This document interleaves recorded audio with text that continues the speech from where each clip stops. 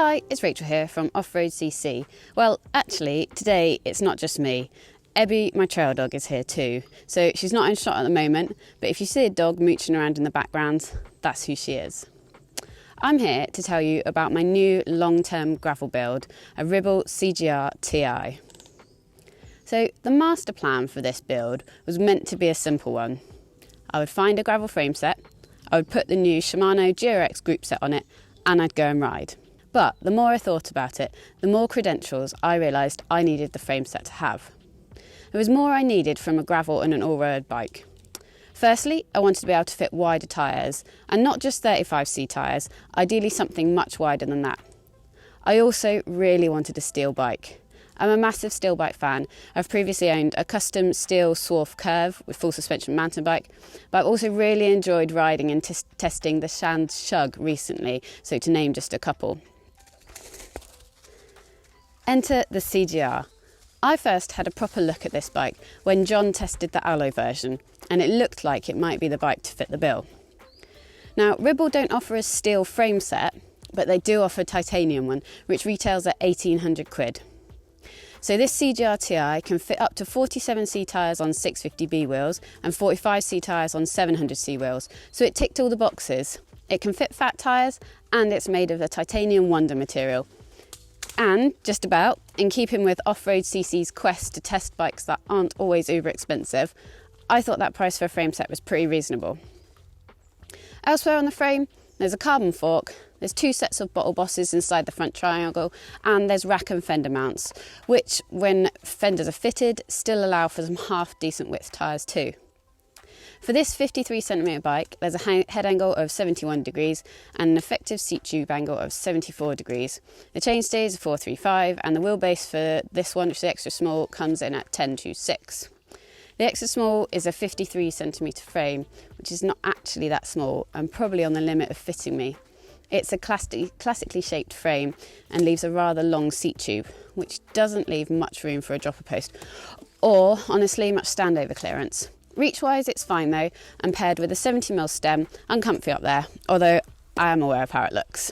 As I said, the Ribble CGR Ti takes up to 45mm tyres on 700C wheels and up to 47mm tyres on 650B wheels. So I won't be going all monster cross, but I think you'll agree 45mm on 700C rims is rather plentiful. So I've got a set of 700C DT Swiss G1800 wheels with 40C tyres and a set of Shimano GRX 650B wheels with the new Continental Terra Trail 40C gravel tyres fitted to them. Speaking of GRX, this bike, as I said, is kitted out with the cheaper mechanical GRX group set, so the R600. You can get GRX in two specs, this one or the Di version, which is known as RX800. Road CC has that in for test, but in the meantime, we've had a look at both and compared their weights, so we'll put the links for those articles below this video. So my GRX has a complete group set, but minus the wheels, weighs 2,765 grams and costs 724 quid at full retail. The 1x11 setup actually only weighs 80 grams more than a similar Di2 setup, because there's a large number of parts that are used the same across the range, so cranks, brake calipers for example. With both 1x group sets, you use a cassette from the mountain bike range. I've got an XT1 on one set of wheels and an SLX on the other, but both are 11 to 40 tooth with a 40 tooth front chainring. Both group sets use hydraulic brakes, and I fitted them with 160mm discs, but any 140 or 160mm mountain bike discs will work too.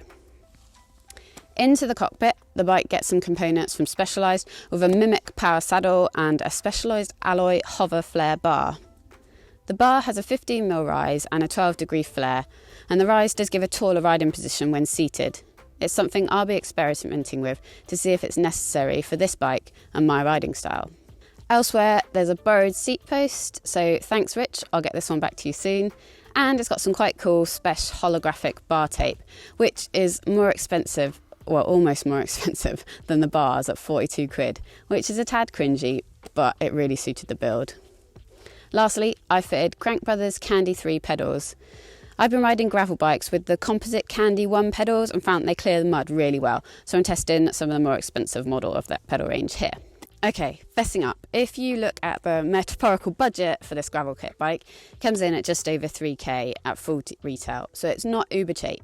You can get a steel CGR for 1,500 quid, and then the titanium version, the same GRX spec, comes in at 2,200 quid, although that's not obviously exactly the same as our build here. The thing with Ribble though, if you find you've got extra pennies to spare and you want to spec a different part on that base GRX build, then you can up-spec your bike further. So I have already ridden this bike. I took it out for a shakedown road ride up the tumble climb from Abergavenny to Blenavon. It was a strictly road ride as I was with my friend on her brand new Specialized Roubaix. And as you can guess, we did look a right pair. These two bikes are polar opposites to each other. But it was good to get out and test, see how the gearing fared against her 2x setup and her lighter bike. So I'll be looking forward to straying off the beaten path and not having to chase a road bike up the hills. I'm going to be following this first look with a review of the frame set. I'm going to be looking at the wheels and various tyres attached. I'm also going to be reviewing the pedals and the bars, so stay tuned for those tests. If you do want to know more about this bike, you can check out the first look in words over on off.road.cc now. But in the meantime, thanks very much for watching, and we'll see you next time. I've actually got another Ribble review coming up, so it's going to be the Ti hardtail, so their titanium hardtail mountain bike. That'll be coming up soon. See you then.